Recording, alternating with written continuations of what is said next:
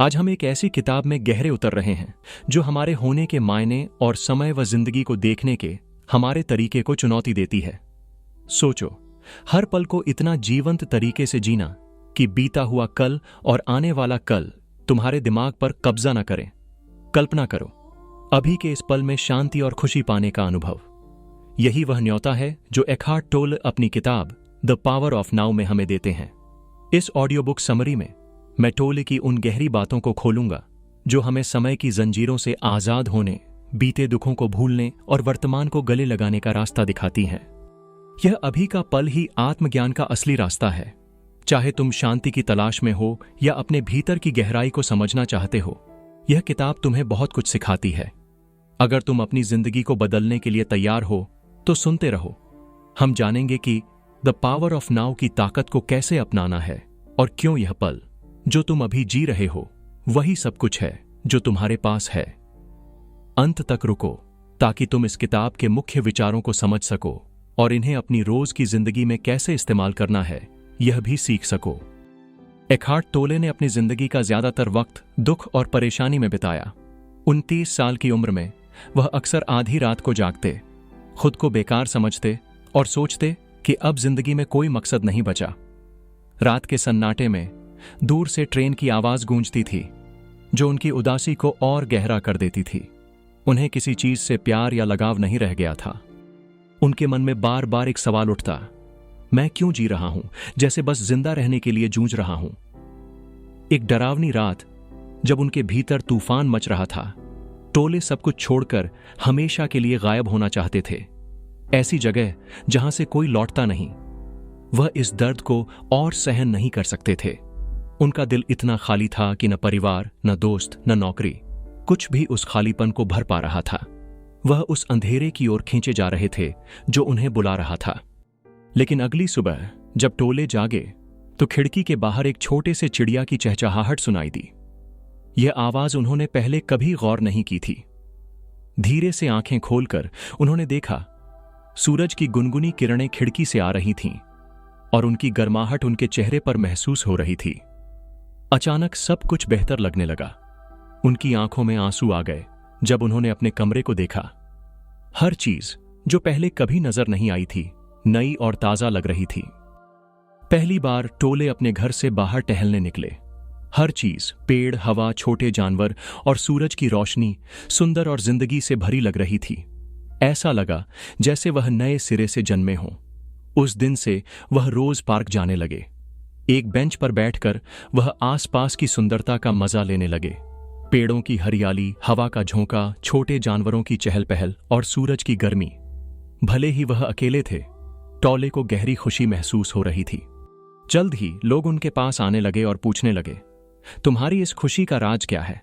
हम भी तुम्हारी तरह खुश होना चाहते हैं, हमें क्या करना चाहिए? टोले जवाब देते, खुशी तुम्हारे अंदर ही है, लेकिन तुम्हारा दिमाग इतने शोर से भरा है कि तुम उस खुशी को सुन नहीं पाते। तुम भविष्य की चिंताओं और बीते हुए कल के पछतावों में इतने उलझे हो कि क्या तुम कह सकते हो कि तुम सचमुच खुशहाल जिंदगी जी रहे हो? क्या तुम्हारे पास कभी ऐसा पल आया जब तुम बिना चिंता के पूरी तरह आजाद महसूस करो? क्या तुमने कभी सिर्फ आज पर ध्यान दिया? इस किताब में तुम सीखोगे कि अभी के पल में कैसे जीना है। तुम अपने आज की जिंदगी और आसपास की सुंदर दुनिया को कदर करना सीखोगे। जिंदगी के सारे दुख और कड़वाहट को मिटाने का रास्ता है। डर और गुस्से को हराना उतना मुश्किल नहीं जितना लगता है। इस समरी को पढ़कर तुम सीखोगे कि अपनी समस्याओं का सामना कैसे करना है और अपनी जिंदगी में शांति कैसे लानी है। अगर एकहार्ट टोले अपनी जिंदगी को बदल सकते हैं तो तुम क्यों नहीं? तुम अपने दिमाग नहीं हो। एक कहानी सुनो। एक भिखारी था जो 30 साल से फुटपाथ पर रह रहा था। एक सुबह एक अनजान आदमी उसके पास से गुजरा। भिखारी ने अपनी पुरानी बेसबॉल कैप आगे बढ़ाई और बोला, साहब, कुछ पैसे दे सकते हो? अनजान आदमी ने जवाब दिया, मेरे पास देने के लिए पैसे नहीं हैं। उसने देखा कि भिखारी एक पुराने बॉक्स पर बैठा था। यह क्या है? उसने पूछा। बस एक बॉक्स है, बहुत समय से यहीं है, भिखारी ने कहा। क्या तुमने कभी इसे खोलकर देखा कि इसमें क्या है? अनजान आदमी ने पूछा। क्या फायदा, शायद खाली होगा, भिखारी ने टाल दिया। लेकिन अनजान आदमी के बार बार कहने पर भिखारी ने बॉक्स खोलने का फैसला किया। बॉक्स पुराना था और उसे खोलना आसान नहीं था, लेकिन मेहनत के बाद जब बॉक्स खुला तो भिखारी की आंखें चमक उठीं। उस बॉक्स में, जिस पर वह सालों से बैठा था, सोना भरा हुआ था। यह कहानी हमें सिखाती है कि हम सब कई बार उस भिखारी जैसे हैं। हम बाहर की दुनिया में खुशी तलाशते हैं, लेकिन कभी अपने अंदर नहीं झांकते। हमें प्यार और सुरक्षा चाहिए, लेकिन हम भूल जाते हैं कि हमारे अंदर एक अनमोल खजाना है जो कोई और हमें नहीं दे सकता। यह खजाना है हमारे अंदर की शांति। यह अपने आप को वैसे ही स्वीकार करने की बात है जैसे हम हैं, अपने असली स्वरूप से खुश रहना और अभी के पल में जीना, बिना बीते हुए कल के पछतावे और आने वाले कल की चिंता के। असली दौलत है इस पल में खुश रहना। जब तुम इस खजाने को पालोगे तो बाहर की दुनिया का झूठा चमक दमक तुम्हें लुभाएगा नहीं। तुम अपने अंदर इतने खुश और पूरे होगे कि दुनिया तुम्हें बिल्कुल अलग दिखेगी। न बीते हुए कल का दुख, न आने वाले कल की चिंता। असली सोना तुम्हारे अंदर है, बस एक पल रुककर इसे देखो। दर्द से बाहर का रास्ता। तुम अपने अंदर के उस बॉक्स को कैसे खोलोगे? उस छिपे हुए सोने को कैसे पाओगे? सबसे पहले यह समझना जरूरी है कि तुम परेशान क्यों हो। तुम्हें जीने से क्या रोक रहा है? तुम्हारे दुख और उदासी के कारण क्या है? इन कारणों को खोजो। एक पल के लिए सोचो, अगर दुनिया में इंसान न हो, सिर्फ जानवर और पेड़ पौधे हों, तो क्या बीता हुआ कल या आने वाला कल होता? क्या समय और तारीख जैसी चीजें भी होती? क्या एक चील पूछती कि अब कितने बजे हैं? या एक पेड़ सोचता कि आज कौन सी तारीख है? सच तो यह है कि पेड़ पौधों और जानवरों के लिए समय और तारीख मायने नहीं रखते। वे न बीते हुए कल की चिंता करते हैं, न आने वाले कल का डर रखते हैं। वे बस अभी के पल में जीते हैं। सोचो, बिना पछतावे और चिंताओं के जीना कितना सुंदर है। यही है अभी के पल में जीने का मतलब, जो हम भूल चुके हैं। हमें आज का मजा लेना चाहिए, बीते हुए कल के बोझ और आने वाले कल की चिंताओं को छोड़कर। लेकिन क्या यह मुमकिन है? हम इंसान हैं और कोशिशों के बावजूद हम आसानी से अपना बीता हुआ कल भूल नहीं पाते। हमारा दिमाग हमें आने वाले कल से डराता है और हमें काबू करता है। हम अपनी परेशानियों में इतने उलझे रहते हैं कि अभी के पल की कदर करना भूल जाते हैं। यही हमारे दुख का असली कारण है। हम खुद अपने लिए दुख को बुलाते हैं। तुम शायद कहो कि अभी के पल में कुछ अच्छा नहीं, सिर्फ दर्द और मुश्किलें हैं। लेकिन क्या यह सच है? शायद तुम बीते हुए कल के असर में ऐसा कह रहे हो। बीते हुए कल को छोड़ो और अभी पर ध्यान दो। इसे वैसे ही स्वीकार करो जैसा यह है और अपने आज को बेहतर बनाओ। इसे अपना दुश्मन नहीं, दोस्त समझो। इसे गले लगाओ और देखो कि यह तुम्हारी जिंदगी को कैसे बदल देता है।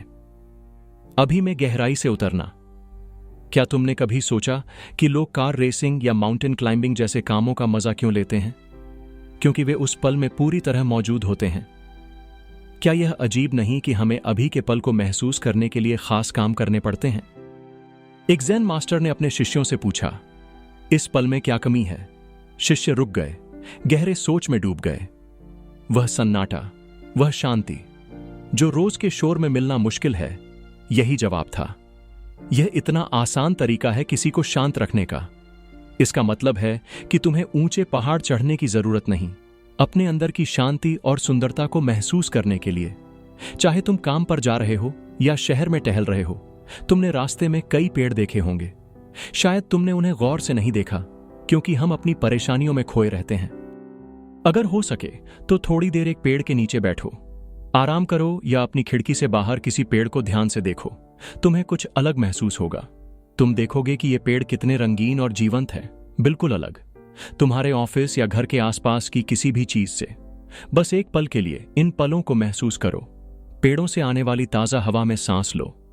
तुम्हें एहसास होगा कि तुम्हारा दिमाग शांत हो गया है। जो परेशानियां अभी तक तुम्हारे दिमाग में थीं, वे पल भर के लिए गायब हो जाएंगी। तुम्हारे अंदर एक शांति होगी। जब तुम सुबह उठते हो और सोचते हो, काश मैं कहीं दूर होता, तो असल में तुम अपनी जिम्मेदारियों से भागना चाहते हो। तुम्हारा दिमाग ढेर सारे विचारों से भरा होता है। तुम चिंता करते हो कि तुम्हें क्या करना है। उस पल में तुम्हारे दिमाग में सिर्फ यही होता है कि अगला खुशी का मौका कब आएगा। तुम कब अपना पसंदीदा खाना खाओगे, कब कोई रोमांचक काम करोगे, कब कोई ऐसा इंसान मिलेगा जो तुम्हारी जिंदगी को पूरा कर दे। लेकिन इस इंतजार में तुम आज की छोटी छोटी खुशियों को भूल जाते हो। तुम आसपास नहीं देखते, बल्कि आने वाले कल के विचारों में डूबे रहते हो। यही कारण है कि हम कभी पूरी तरह संतुष्ट नहीं महसूस करते। दिमाग की चालें, अभी से बचने के तरीके। साइकोलॉजिस्ट कार्ल युंग ने एक बार एक नेटिव अमेरिकन कबीले के नेता से बात की। उस नेता ने कहा कि गोरे लोग अक्सर कठोर और नकारात्मक लगते हैं। ऐसा लगता है जैसे उनके जीवन में कोई जरूरी चीज गायब हो।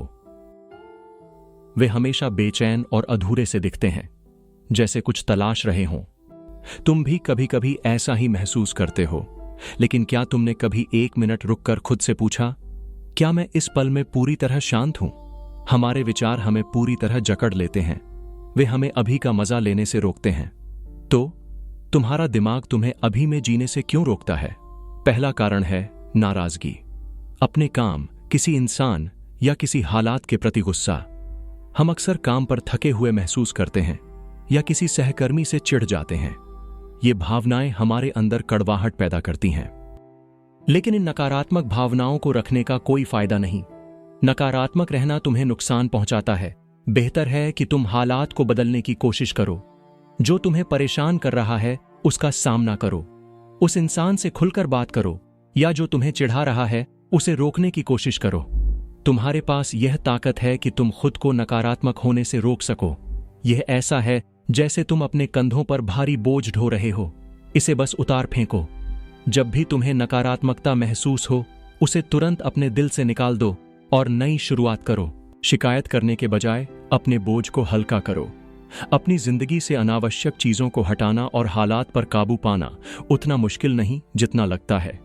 दूसरा कारण है बेकार बैठे रहना। अगर कोई हालात तुम्हें दुखी कर रहे हैं तो तुम्हारे पास उसे बदलने, स्वीकार करने या छोड़ने की ताकत है। तुम हालात को स्वीकार कर सकते हो, जैसे कई लोग करते हैं, जो आने वाले कल से खुशी की उम्मीद रखते हैं। लेकिन असली खुशी पाने के लिए तुम्हें अपने पास जो है उसके लिए शुक्रगुजार होना होगा। कल्पना करो तुम एक लाइन में खड़े हो। पीछे लोग शिकायत कर रहे हैं, चिढ़ रहे हैं, लेकिन तुम शांत रहते हो। जब तुम्हारी बारी आती है और कर्मचारी देरी के लिए माफी मांगता है तो तुम कहते हो, कोई बात नहीं, मुझे इंतजार करने में कोई दिक्कत नहीं, मैं तो अपने इस पल का मजा ले रहा था। ये दिमाग की चालें बताती हैं कि नकारात्मकता को हराना सिर्फ अलग तरह से सोचने की बात नहीं, बल्कि अभी के पल को सचमुच अपनाने और उसमें खुशी ढूंढने की बात है। मौजूदगी की हालत। अब अपनी आंखें बंद करो और ध्यान दो। खुद से पूछो, मेरा अगला विचार क्या होगा? अपने अगले विचार के लिए सतर्क रहो, जैसे एक बिल्ली चूहे की ताक में रहती है। तुम देखोगे कि इस इंतजार में तुम पूरी तरह मौजूद रहते हो। उस पल में कोई और विचार, कोई चिंता, कोई पछतावा तुम्हारे दिमाग में नहीं आता। लेकिन जैसे ही तुम्हारा ध्यान कमजोर पड़ता है, तुम्हारी सतर्कता कम होती है, तुम्हारा दिमाग फिर से अशांत हो जाता है और शांति टूट जाती है। ज़ेन मास्टर्स अपने शिष्यों को पीछे से लकड़ी की छड़ी से चौंकाकर मौजूदगी सिखाते हैं। अगर शिष्य ध्यान में नहीं है तो वह चौंक जाएगा, लेकिन जो सतर्क है वह मास्टर की मौजूदगी को भांप लेता है और तैयार रहता है। अगर तुम मौजूद और सतर्क नहीं हो, अगर तुम अपने होश में गहरे नहीं उतरते, तो तुम्हारे विचार तुम्हें एक लकड़ी की तरह बहा ले जाएंगे जो नदी में तैर रही हो। गहरे में जड़ें जमाने का मतलब है अपने शरीर और दिमाग पर पूरा काबू रखना, अपने आसपास की हर चीज को पूरी तरह महसूस करना। अंदर का शरीर। अपने अंदर के शरीर से जुड़ने के लिए फिर से आंखें बंद करो और आराम करो। गहरी सांस लो। अपने दिमाग की आंखों से अपने शरीर को देखो। हर सांस के साथ अपनी छाती को ऊपर नीचे होते हुए महसूस करो। क्या तुम कुछ महसूस करते हो? क्या तुम्हें लगता है कि तुम इस पल में जी रहे हो? क्या तुम अपने शरीर की ताकत को महसूस करते हो?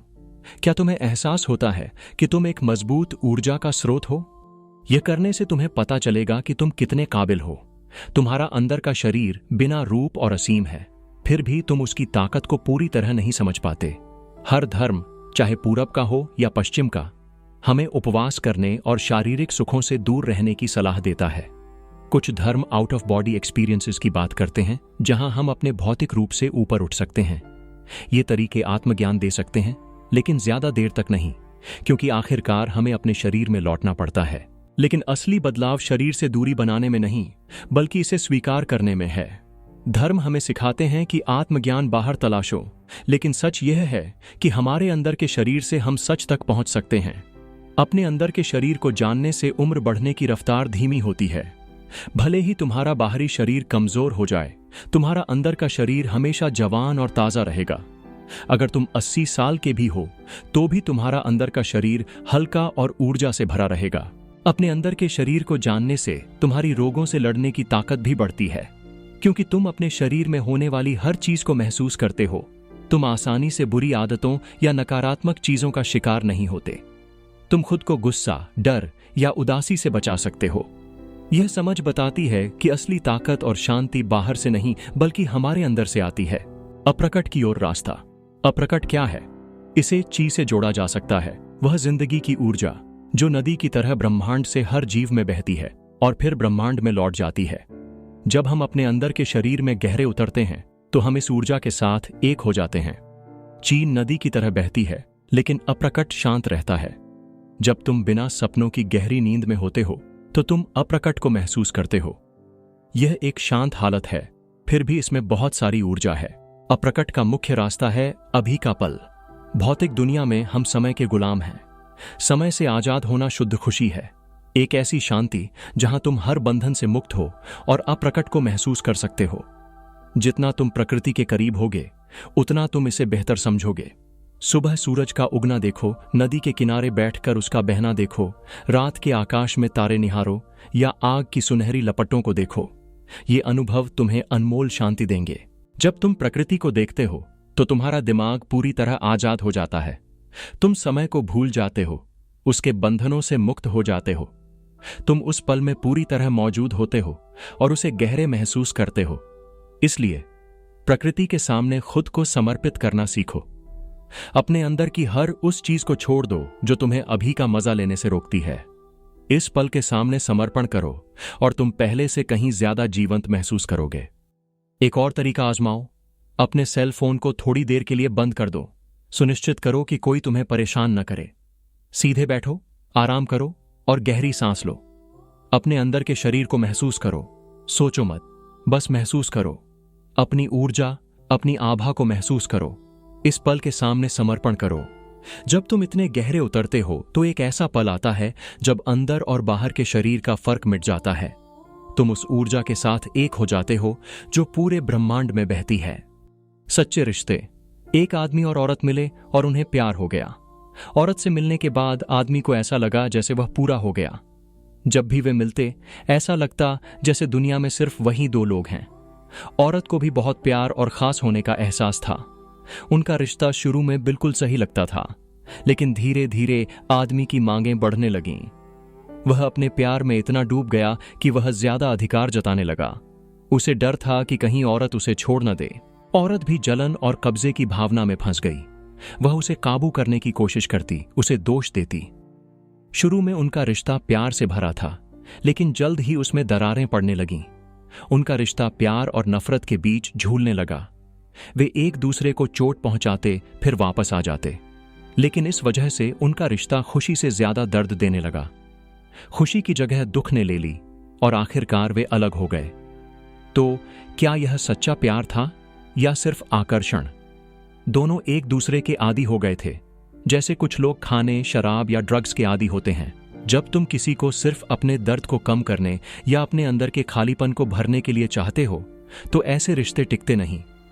जब शुरुआती जोश खत्म होता है तो सिर्फ दुख और पीड़ा बचती है। लेकिन सच्चा रिश्ता कैसे बनता है? इसका जवाब आसान है। किसी को पूरी तरह स्वीकार करो, उनकी खामियों और खूबियों के साथ। उन्हें बदलने की कोशिश मत करो, उनके असली स्वरूप को अपनाओ। किसी को बदलने की कोशिश करना ही सारे दुखों की जड़ है। स्वीकार करने से हम ज्यादा प्यार, खुशी और शांति से जी सकते हैं। लेकिन सच्चा प्यार कब होता है?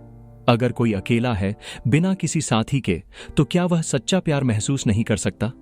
क्या प्यार सिर्फ किसी और के साथ ही हो सकता है, अपने आप से नहीं? सच्चा प्यार हमारे अंदर ही छिपा है। इसे बाहर तलाशने की जरूरत नहीं। सच्चा प्यार है अभी के पल में जीना, खुद से और अपने आसपास की हर चीज से प्यार करना। यह सच्चा है क्योंकि सच्चा प्यार कभी नहीं जाता, कभी नफरत में नहीं बदलता। सच्चा प्यार हमेशा जीवित रहता है, हमेशा के लिए। खुशी और दुख से परे शांति। एक बूढ़ा आदमी अपनी मृत्युशैया पर लेटा था, मृत्यु का इंतजार कर रहा था। उसकी हालत गंभीर थी, फिर भी उसने कोई भारी इलाज या सर्जरी से मना कर दिया। उसने लंबी और कामयाब जिंदगी जी थी, कई लोगों की मदद की थी और बहुत कुछ हासिल किया था। अपने आखिरी पलों में उसके रिश्तेदार और दोस्त उसे देखने आए, उसके पास बैठकर रो रहे थे, लेकिन वह पूरी तरह शांत था। केवल वही अपने दर्द को सचमुच समझ सकता था। बड़ी शांति के साथ उसने अपने प्रियजनों को देखा, फिर धीरे से आंखें बंद कीं और एक गहरी अनंत नींद में चला गया। यह कहानी हमें क्या सिखाती है? क्या मृत्यु हमेशा दर्दनाक होती है? क्या हमें इससे डरना चाहिए? तुम कैसे कह सकते हो कि कोई चीज अच्छी है या बुरी? कई लोग अपनी गलतियों, कमियों और नुकसानों के लिए शुक्रगुजार होते हैं। क्या तुम जानते हो क्यों? क्योंकि वे मानते हैं कि बुरी परिस्थितियां उनके सबसे बड़े गुरु हैं। जब तुम अभी के पल में जीते हो तो अच्छा या बुरा जैसा कुछ नहीं रहता। तुम चीजों को वैसे ही स्वीकार करते हो जैसे वे हैं। तुम यह नहीं कह सकते कि सब कुछ हमेशा सही है, क्योंकि बुरी परिस्थितियों को नजरअंदाज करना सही नहीं, लेकिन तुम उन्हें स्वीकार कर सकते हो। जैसे उस बूढ़े आदमी ने अपनी मृत्यु को शांतिपूर्वक स्वीकार किया और बिना डर या पछतावे के इस दुनिया से चला गया। उसके चेहरे पर शांति थी जब वह आखिरी सांस ले रहा था। अब मान लो तुम एक सुबह ट्रैफिक की वजह से ऑफिस देर से पहुंचते हो। तुम ट्रैफिक को दोष देते हो, सामने वाले ड्राइवरों को कोसते हो। तुम सोचते हो कि तुम्हारे पास इतना काम है, इतना दबाव है कि तुम अपने परिवार के साथ वक्त भी नहीं बिता पाते। घड़ी की सुइयां तेजी से चल रही हैं और तुम्हारा बॉस तुम्हारा इंतजार कर रहा है। तुम्हारा दिमाग परेशान है, तुम शांत नहीं हो पा रहे। तुम्हें क्या करना चाहिए? क्या तुम्हें घबराना चाहिए? बिल्कुल नहीं। यह सारा ड्रामा 1 मिनट में खत्म हो सकता है।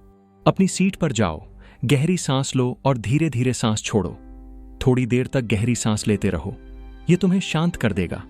सब कुछ भूल जाओ और अपने सामने वाले काम पर ध्यान दो। तुम्हारे काम एक एक करके पूरे होने लगेंगे। जो अभी करना जरूरी है उसे करो, जो इंतजार कर सकता है उसे छोड़ दो। जैसा कि बाइबल में कहा गया है, कल की चिंता मत करो, क्योंकि कल खुद अपनी चिंता करेगा। समर्पण का मतलब है जो अभी हो रहा है उसे बिना डर, गुस्से या कड़वाहट के स्वीकार करना। इसका मतलब है जिंदगी को वैसे ही अपनाना जैसी वह अभी है। जब चीजें गलत होने लगें तो उस वक्त समर्पण करना सीखो। ऐसे पलों में तुम बिना नकारात्मक हुए समाधान ढूंढ सकते हो। मान लो तुम कीचड़ में फंस गए हो। समर्पण का मतलब यह नहीं कि तुम वहीं फंसे रहो। इसका मतलब है अपनी हालत को स्वीकार करना। हां, मैं कीचड़ में फंसा हूं और मुझे बाहर निकलना है। यही हकीकत है। दूसरों को दोष देना या गुस्सा करना गलत है, क्योंकि इससे तुम्हें कोई फायदा नहीं होगा। जिंदगी को एक घने कोहरे में रात के समय चलने जैसा समझो। भले ही कुछ दिखाई न दे, तुम्हारे पास एक ताकतवर फ्लैशलाइट है, तुम्हारा होश। यह फ्लैशलाइट तुम्हें रास्ता दिखाती है, तुम्हारी राह आसान करती है और तुम्हें रात की सैर का मजा लेने देती है। जब हम अपने हालात के सामने समर्पण नहीं करते तो दुनिया नकारात्मक लगती है।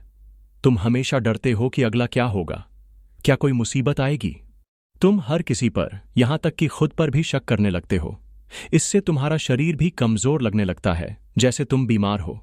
जब भी तुम खुद को ऐसे कोहरे में खोया हुआ पाओ, याद रखो कि तुम्हारे पास एक ताकतवर फ्लैशलाइट है, तुम्हारा होश। तुम कह सकते हो कि जिंदगी में बहुत सी चीजें हैं, लेकिन हम कहते हैं सिर्फ उसी पर ध्यान दो जो अभी तुम्हारे सामने है। आज पर ध्यान दो, इसे पूरी तरह स्वीकार करो, इसे गले लगाओ और फिर कदम उठाओ। समर्पण का उल्टा है विरोध, दूसरों को दोष देना, पछताना, डरना। ये भावनाएं तुम्हें और ज्यादा नकारात्मक बनाती हैं। इन्हें काबू करो। नकारात्मक भावनाओं को अपने पास न आने दो। जब तुम पूरी तरह होश में हो, तभी तुम सबसे अच्छे समाधान सोच सकते हो। इस पल में शायद तुम अपने माँ बाप, समाज या हालात को दोष दे रहे हो। तुम सोचते हो कि तुमने कितने गलत फैसले किए। तुम्हें लगता है कि यही तुम्हारी जिंदगी है और अब कुछ नहीं बदलेगा। तुम्हारी समस्याएं पहाड़ जैसी लगती हैं। लेकिन रुको, पहले एक गहरी सांस लो। अपने आप से कहो, हां, मैं कीचड़ में फंसा हूं, लेकिन मैं बाहर निकलूंगा। मैं हार नहीं मानूंगा। फिर धीरे धीरे अपने पैर हिलाओ, सीधे खड़े होने की कोशिश करो। जल्द ही तुम खुद को कीचड़ से बाहर पाओगे। बस इतना ही चाहिए था। इसीलिए अभी के पल में जीने की कोशिश करो और हमेशा खुश रहो। निष्कर्ष, इस किताब में तुमने द पावर ऑफ नाउ के बारे में सीखा।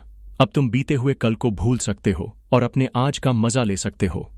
आने वाले कल की चिंताओं से दूर रहो और अपने अभी में खुश रहो। जो तुम्हारे पास आज है वही तुम्हारा असली खजाना है। जिस खजाने की तुमने सालों से तलाश की वह हमेशा तुम्हारे अंदर था। आज से अपनी खूबियों को पहचानो। जो तुम्हारे पास है उसके लिए शुक्रगुजार रहो। जिंदगी में कई मुश्किलें आएंगी, लेकिन जब तुम उन्हें स्वीकार करना सीख लोगे तो हर मुश्किल आसान हो जाएगी। सही सोच के साथ तुम किसी भी समस्या का सामना कर सकते हो। याद रखो, तुम इस बड़े ब्रह्मांड की एक छोटी सी धारा हो। तुम इस ब्रह्मांड का हिस्सा हो। इसलिए आज से अभी में जीना शुरू करो। न सिर्फ अपनी जिंदगी को बल्कि दूसरों की जिंदगी को भी शांत और सुंदर बनाओ। एकहार्ट टोले से लिखी हुई द पावर ऑफ नाउ की इस ज्ञान से भरी यात्रा में मेरे साथ जुड़ने के लिए शुक्रिया। मुझे उम्मीद है कि इस समरी ने तुम्हें अभी के पल को अपनाने और खुशी दुख से परे शांति खोजने की प्रेरणा दी है। अगर तुम्हें यह समरी पसंद आया तो पूरी किताब पढ़ो और इसे और गहरे से समझो। इस वीडियो को लाइक करो, आर विन बुक समरी को सब्सक्राइब करो और इसे उन लोगों के साथ शेयर करो जो इससे फायदा उठा सकते हैं। आज के समरी के बारे में कोई विचार या सवाल हो, नीचे कमेंट करो। मुझे जानना अच्छा लगेगा कि तुम इन बातों को अपनी जिंदगी में कैसे इस्तेमाल कर रहे हो या तुम्हें किन मुश्किलों का सामना करना पड़ रहा है। याद रखो, बदलाव का वक्त हमेशा अभी है। अगले समरी तक अभी में पूरी तरह जीते रहो। देखने के लिए शुक्रिया और अपना ख्याल रखो। धन्यवाद।